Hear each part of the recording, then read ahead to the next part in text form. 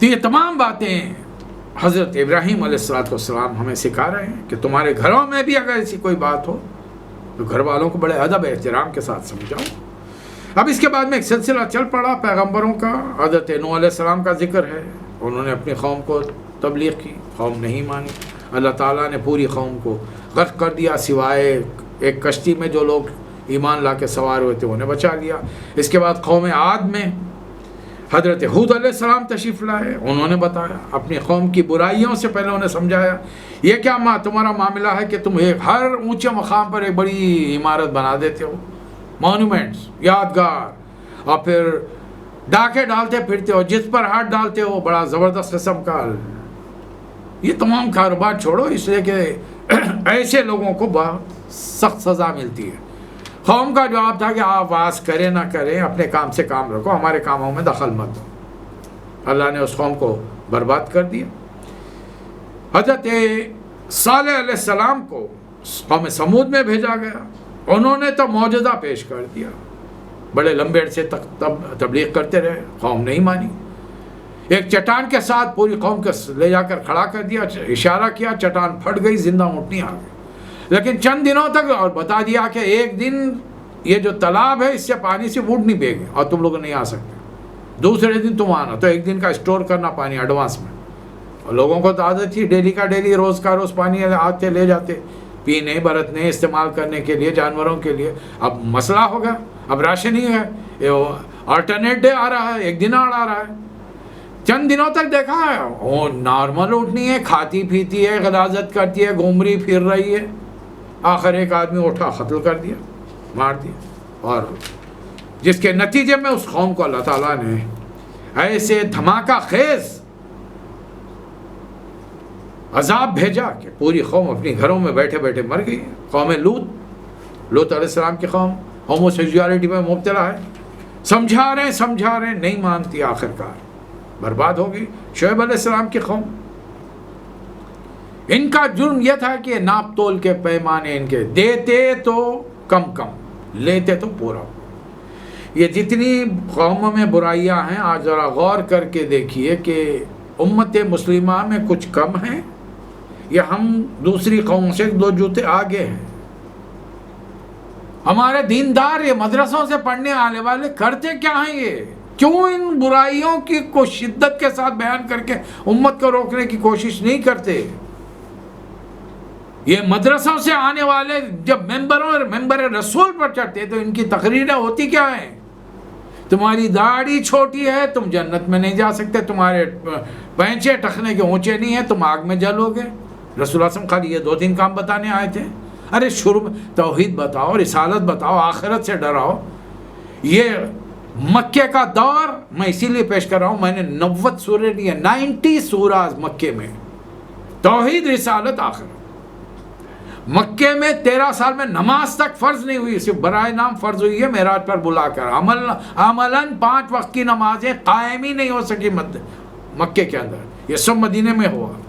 مکے میں صرف توحید, اللہ ایک ہے, اس کے ذات, صفات, اختیارات, حقوق میں کوئی شرک نہ ہو.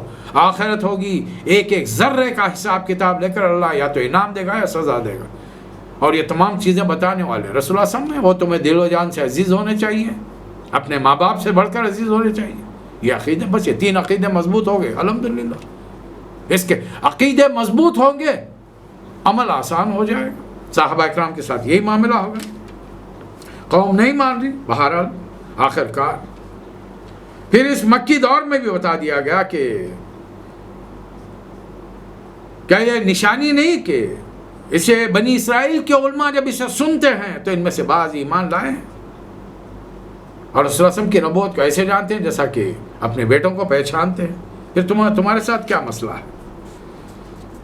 اس میں ایک آیت آئی ہے جو میں نے شروع میں لی تھی جب اللہ تعالیٰ نے رسول اللہ صلی اللہ علیہ وسلم کو حکم دیا کہ آپ اب اسلام کی دعوت سٹیجز میں دنیا والوں کے سامنے رکھیں. پہلے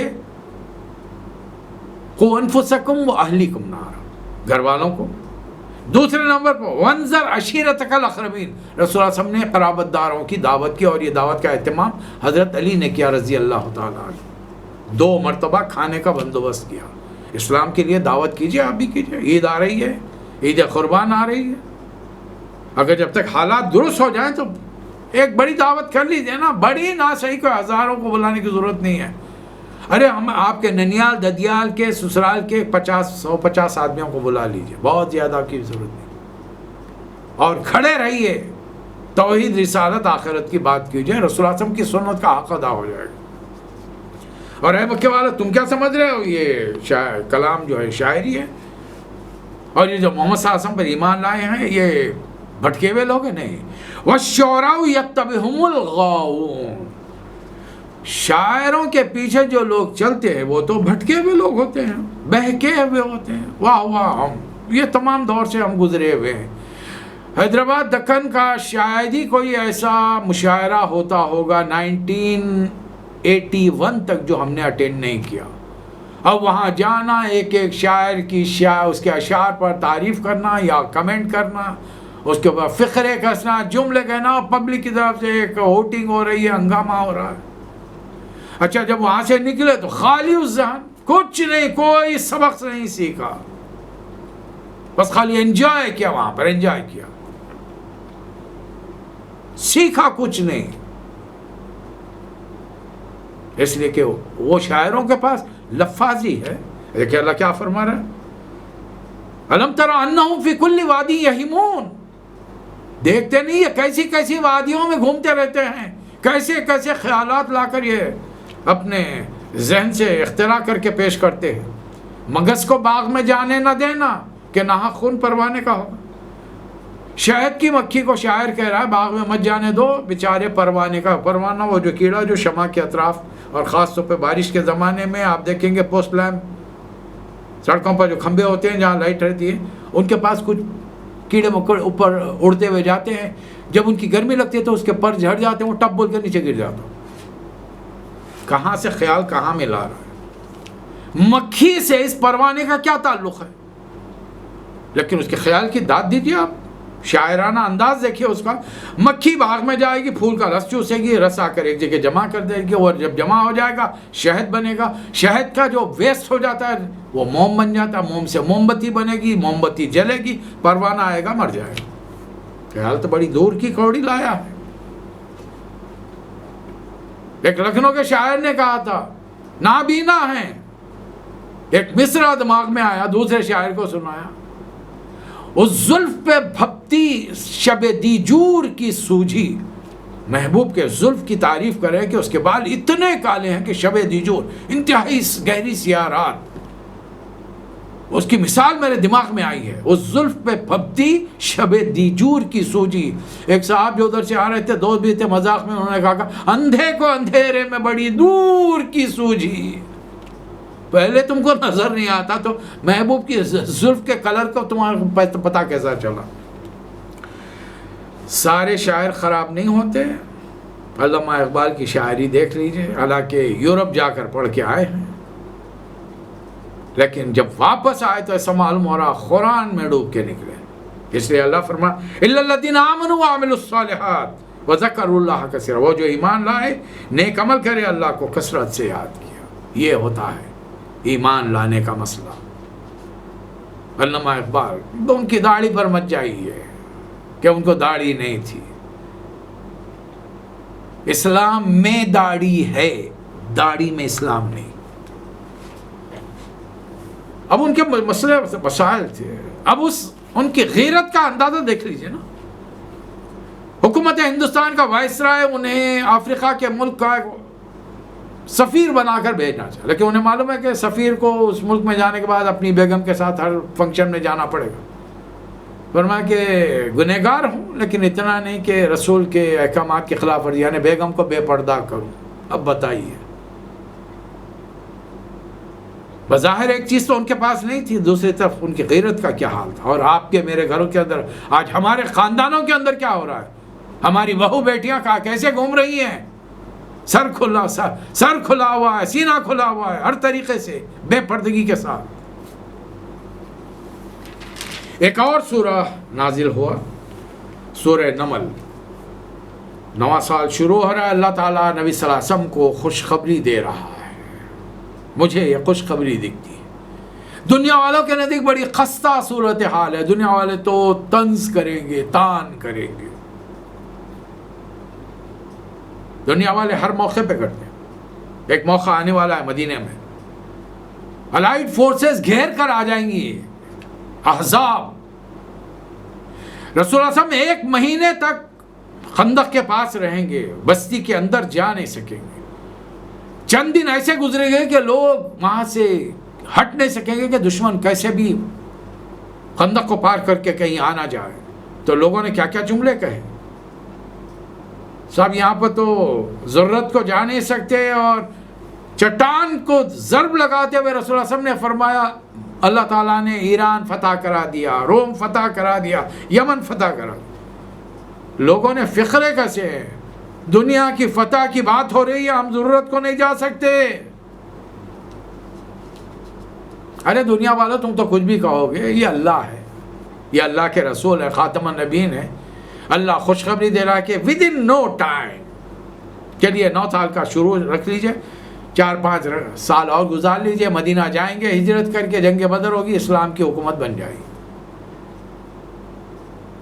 مدینے کے 10 سالوں کے اندر پوری سرزمین حجاز پر اسلامی حکومت قائم ہو گئی. اللہ کا نظام جو قرآن میں بھیجا گیا ہے, ان الدین عند اللہ الاسلام, پورا نافذ ہو گیا. اور کیا چاہیے.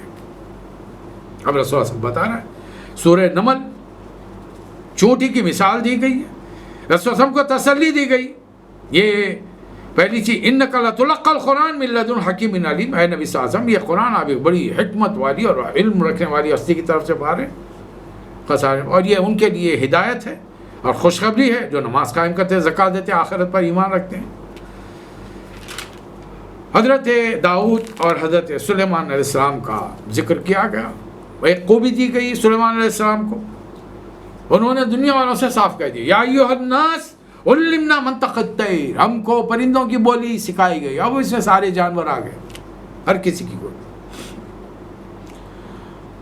سلیمان علیہ السلام کی فوج میں تمام جانور, درین چرین, پرند, جن, انسان, سب کچھ شامل ہے. ہوا کو مسخر کر رکھا ہے. سمندری سفر مہینوں کا, ایک دن میں صبح جہاز جاتے ہیں, شام میں منزل پر پہنچے, شام میں وہاں سے چلے اپنے واپس گھر پر. ایک رات 1 دن کے اندر مہینوں کا سفر ہو رہا ہے. ایک بار فوج لے کر نکلے. آگے کے علاقے میں ایک وادی ہے جہاں چونٹیوں کی بستی ہے. ہمارے بڑے دیندار نے انکار ہی کر دیا, نہیں صاحب نمل کے معنی چونٹی نہیں ہے, وہ ایک قوم تھی. تو قوم روندی کیسی جائے گی؟ آپ کا کیا خیال ہے, گھوڑے انسانوں کو دیکھ کر, ان کے گھروں کو دیکھ کر اس کے اوپر سے چلتے ہوئے چلے جائیں گے؟ ہاتھیوں کا جھنڈ ہوگا تو بات ہوگی, سامنے گھوڑے ہیں, دیگر اور جانور سارے کے سارے ہیں. خالت نملتن, اب یہاں پر مؤنث کا صیغہ استعمال ہوا ہے. وہ چونٹی نے کہا, تمام چونٹیوں سے کہا ملکہ نے کہ فوری اپنے اپنے بلوں میں گھس جاؤ. لا یحتمنکم سلیمان و جنودہ, سلیمان اور اس کی فوج تو میں کہیں رون نہ ڈالے. کئی میل دور ایک چونٹی کچھ کہہ رہی ہے, سلیمان علیہ السلام سنیں. فتبسم ضاحکا قولها, بے اختیار لبوں پر مسکراہٹ آ گئی. عالم والی سامنے ہے, آپ کے پورے درباری سامنے, پوچھتے ہوں گے حضرت اچانک کوئی بات نہیں ہے, کوئی لطیفہ نہیں ہوا, کوئی منظر نہیں دکھا, کس چیز کو دیکھ کر ہنس رہے ہیں آپ, کیوں مسکرا رہے ہیں؟ پوچھا ہوگا یقیناً. بتایا گیا فوری پہلے تو اللہ سے دعا کی, ربی اوزن یا نشکرک اشکر نعمتک التی انعمت علی, پروردگار مجھے قابو میں رکھ. کیا نعمت دی ہے, چونٹی بات کرے اس کی آواز مجھے سنائی دے رہی. سمجھ میں آ رہی بات کہ میں شکر ادا کروں جو نعمتیں تو نے مجھ پر, میرے والدین پر کی ہیں, اور مجھے توفیق دے کہ وہ عمل کروں جس سے تو راضی ہو جائے, اور مجھے اپنے صالح بندوں میں داخل کر. پھر ایک بار دربار سجائے بیٹھے, بادشاہ جب حکم دے دربار تو سارے درباریوں کو آنا پڑتا ہے, یا پرائر آپ کو پرمیشن لینا پڑے گا. اب دیکھا ایک سیٹ خالی ہے, پرندہ ہے, لوگوں نے, ہمارے دینداروں نے, بعض دینداروں نے اس کا بھی انکار کر دیا, نہیں صاحب یہ پرندہ نہیں ہے, انسان تھا, ہدہد. اب دیکھیے پرندہ ہے, اندر آیا تو اجازت لینا چاہیے, نہیں, اڑتا ہوا آیا, اپنی کرسی پر بیٹھ گیا. اور سلمان علیہ السلام سوچ کہ میں نے جب دربار طلب کیا, یہ بغیر اجازت کہاں غائب ہے؟ وہ آیا اور آ کر صاف صاف کہہ رہا ہے احط بما لم تحط به خبرا، میں وہ خبر لایا ہوں جس کی آپ کو نیوز نہیں ہے حضرت، حالانکہ آپ پیغمبر بھی ہیں، بادشاہ بھی ہیں، اور میں سوا کے علاوہ جئتک من سبع بنبأ یقین، آپ کے پڑوس کا جو ملک ہے وہاں کی خبریں لے کر آیا ہوں۔ وہاں ایک عورت حکمرانی کرتی ہے، ملکہ ہے، اللہ تعالیٰ نے تمام قسم کی نعمتوں سے سوارا، اس کا تخت بہت ہی شاندار ہے، لیکن وہ اور اس کی قوم سورج کی پوجا پرستش کرتی ہے۔ اب بتائیے، آپ کو اطلاع ہے، آپ تو نبی ہیں، بادشاہ بھی ہیں، جیسے ہی اطلاع ملے کہ پڑوس والے خدا کے علاوہ، خدا وحدہ ذوالجلال کے علاوہ سورج کی پرستش کرتے، فوری بھروسہ بھی نہیں کر لیا، صاف صاف کہنے لگے کہ بھائی ہمارا خط لے جاؤ، اور ابھی معلوم ہو جاتا ہے تو سچا ہے یا جھوٹا ہے، اور جب ملکہ عبادت کے لیے نکلے اس کے سامنے ڈراپ کر دیا، اور آ جاؤ ذرا ہٹ کے دیکھتے رہنا وہ کیا کر رہے۔ پرندے نے جا کر ہدہد نے خط گرا دیا، فوری ملکہ کہنے لگی یا ایھا الملأ انی القی الی کتاب کریم، اے میرے سرداروں میری طرف بڑا معزز خط بھیجا ہے، انہ من سلیمان، یہ اس کو بھی اطلاع ہوگی، قریب کے علاقے میں سلیمان ہیں، ایک بڑے بادشاہ حکومت کر رہے ہیں، شاید نام نہ بھی معلوم ہو، خط کے اندر لکھا ہوا انہ من سلیمان، سلیمان کی طرف سے، اور یہ خط شروع ہوتا ہے بسم اللہ الرحمن الرحیم، اس رحمان اور رحیم کی طرف سے جو خالق کائنات ہے، رب العرش عظیم کا مالک ہے۔ ایک ہی جملہ، وقت کے نبی کو جب اقتدار مل جائے، پاور ان کے ہاتھ میں ہو، تو دشمنوں کو، غیر اللہ کو پوجنے والوں کو ایک ہی دم کی اللہ تعالی علیہ واتونی مسلمین، اللہ کے فرما بردار بن کر فوری میری خدمت میں حاضر ہو جاؤ، نو بارگین، نو چوائسز، نو کنڈیشن، کچھ نہیں، ایک ہی شرط، مسلمان بنو آ جاؤ ورنہ فوج لے کر چڑھائی کر دوں گا۔ اس دور کی عورت ملکہ حکمران بڑی سمجھدار تھی، آج ہم مسلمانوں کے ہاں ایسے ذمہ دار لوگ نہیں پائے جاتے۔ آج ہمارے لوگوں کا کیا ہے، میں ہوں نا، مشورہ نہیں کریں گے کسی سے، میں ہوں، میں فیصلے کروں گا، ایک آدمی۔ حالانکہ اسلام رسول اللہ صلی اللہ علیہ وسلم کے آپ نے اپنے لیے جو خلافت پسند کی، اس میں شورائیت ہے۔ حضرت ایک موقع پر حضرت عمر نے کہا کہ آپ خالد بن ولید کو ہٹا دیجئے اور میں جا کر ان کی جگہ پر فوجوں کی قیادت کروں گا۔ حضرت صدیق نے کہا کہ ٹھیک ہے۔ شورا نے غور کیا، شورا نے امیر المومنین حضرت ابوبکر صدیق کے فیصلے کو رد کر دیا، نہیں جا سکتے۔ حضرت عمر اس وقت مرکز چھوڑ کر نہیں جا سکتے، خلیفہ وقت کو ان کے مشوروں کی سخت ضرورت ہے۔ اب بتائیے، یہ ہوتی ہے شورا کہ امیر کو بھی اس کی پابندی کرنی پڑتی ہے۔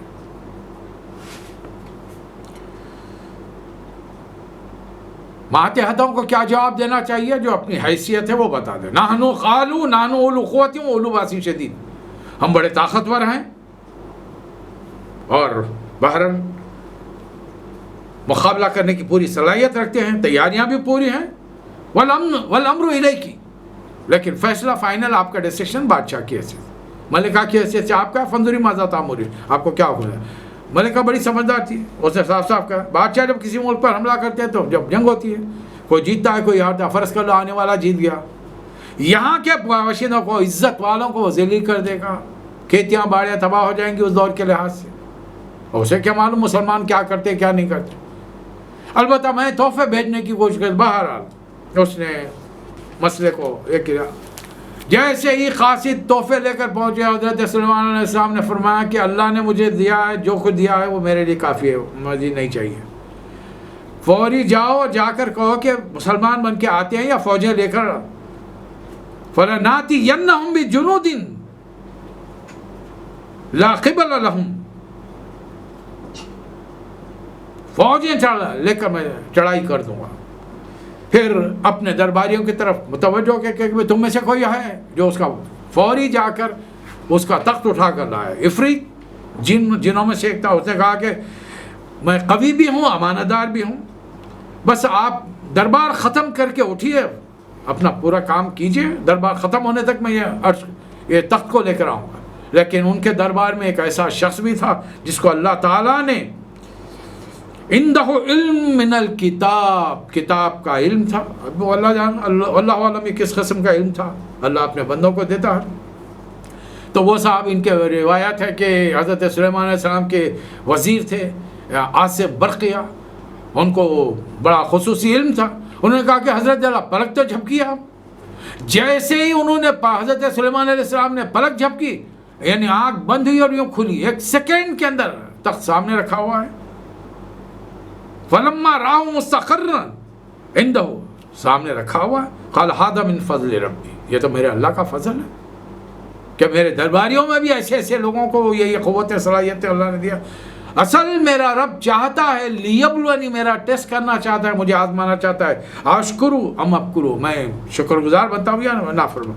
اور جو کوئی شکر اللہ کا ادا کرے گا اپنے لیے اچھا کرے گا، اللہ پر احسان نہیں کرے گا. ومن کفر، اور جو کفر کرتا ہے، غرور تکبر کرتا ہے، فإن ربی غنی کریم، اللہ بے نیاز ہے ایسے لوگوں سے.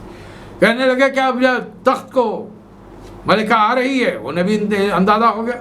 تخت کو محل میں سامنے رکھ دو، دیکھیں گے ہدایت ملتی نہیں ملتی. جیسے ہی ملکہ محل میں داخل ہوئی، پوچھا کہ بھائی یہ تخت کس کا ہے. ملکہ حیران ششدر دنگ رہ گئی کہ سپاہیوں کی محل کی نگرانی کے اندر موجودگی کے باوجود میرا تخت تو یہاں پر ہے، کانہو، یہ تو میرا ہی ہے.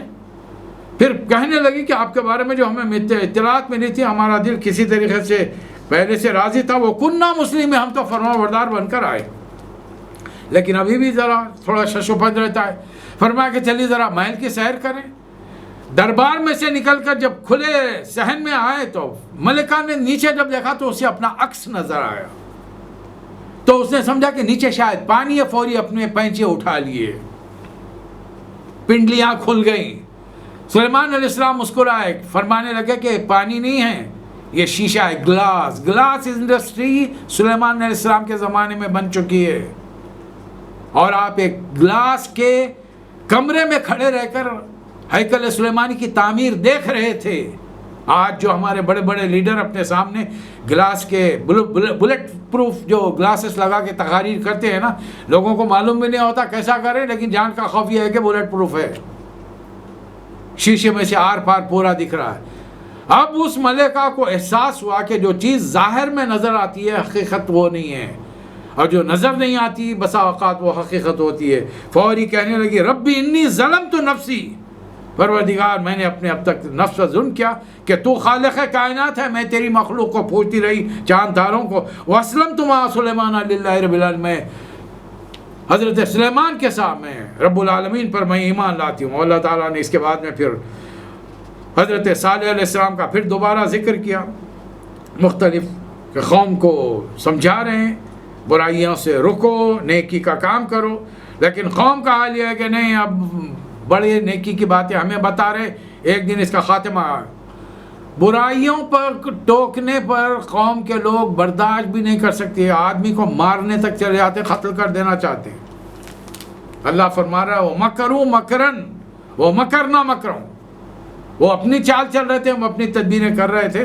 آخرکار ہم نے کیا کیا؟ فَتِلْكَ بُيُوتُهُمْ خَاوِيَةٌ بِمَا ظَلَمُوا، اور آج ان کے گھر الٹے پڑے ہوئے ہیں، اوندھے پڑے ہوئے ہیں. یہ نشانیاں ہیں. لوط علیہ السلام کی قوم فحاشی میں مبتلا تھی، مردوں کو عورتوں کو چھوڑ کر مردوں کے پاس شہوت رانی کرتی تھی. جب وقت کے نبی نے منع کیا تو صاف صاف کہنے لگے اخرجوا آل لوط من قریتکم، لوط اور اس کے گھر والوں کو فوری یہاں سے نکال دو. بڑے نیک اور متقی، انہم اناس یتطہرون، بڑے نیک اور بڑے پاکیزہ بنے پھرتے ہیں. ان کو معلوم ہے کہ ہم کو جو چیز کی خواہش ہے. اب یہاں سے مسئلہ پھر کائنات پہ غور و خوض کا ہے. کون ہے جس نے آسمان و زمین کو پیدا کیا، آسمان سے پانی برسایا جس سے اناج غلے ترکاریاں ہیں؟ خدا کے علاوہ کوئی اور ہے جو اس کاموں میں شریک ہوتا ہے؟ کون ہے جو زمین کو جائے قرار بناتا ہے، اس کے درمیان سے دریا ندیاں روانہ کی ہیں، پہاڑوں کی میخیں گاڑی ہیں، پانی کے سمندر کے 2 ذرے ذخیرے ہیں جو آپس میں ملنے نہیں چاہتے، بیچ میں اللہ نے ایسا حاجز، ایسی روک لگا کے رکھی ہے. کون ہے جو بے قرار کی دعا سنتا ہے؟ دعا میری اور آپ کی بھی سنی جائے گی، شرط ایک ہی ہے، پورے خلوص دل کے ساتھ اسے پکارے.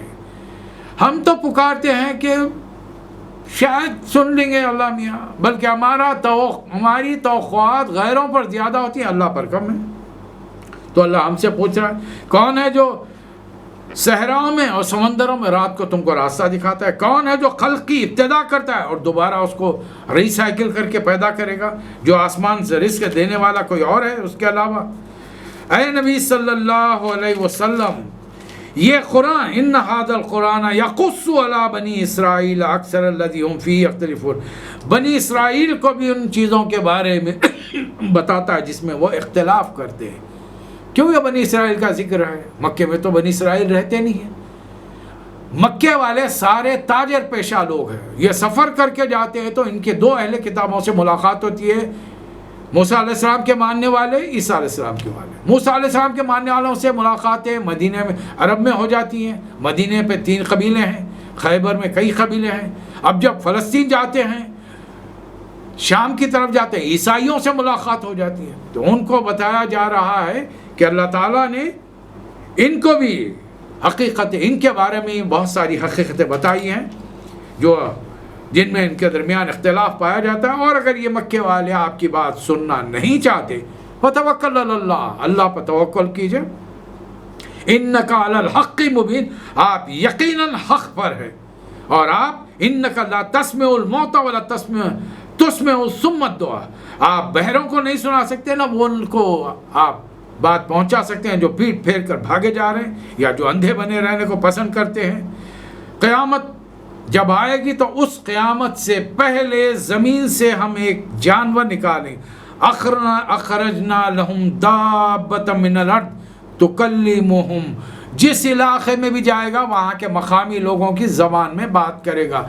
یہ چیزیں آپ کو بڑی کامن ہیں، کارٹونز بن چکے ہیں، یہ کارٹون جو بالکل مسالے ہیں، ٹیپ کے اندر ہوتے ہیں اور مختلف زبانوں میں ڈب کر کے دنیا والوں کو بتائے جا رہے ہیں۔ ایک تو اب اللہ، جب دنیا والے کر سکتے ہیں تو اللہ کیوں نہیں کر سکتا؟ یہ ہوگا تو اے نبی صلی اللہ علیہ وسلم ایک کام کیجئے، آپ بتا دیجئے دنیا والوں کو، مجھے حکم دیا گیا ہے اس گھر کے، کعبے کے رب کی جانب سے کہ میں مسلم بن کر رہوں، وہ ان اتلو القرآن، یہاں پر رسول اللہ علیہ وسلم کا نام نہیں ہے کہ قرآن پڑھ کر سناؤ، نبی صلی اللہ علیہ وسلم نے تو سنایا جب تک آپ دنیا میں رہے۔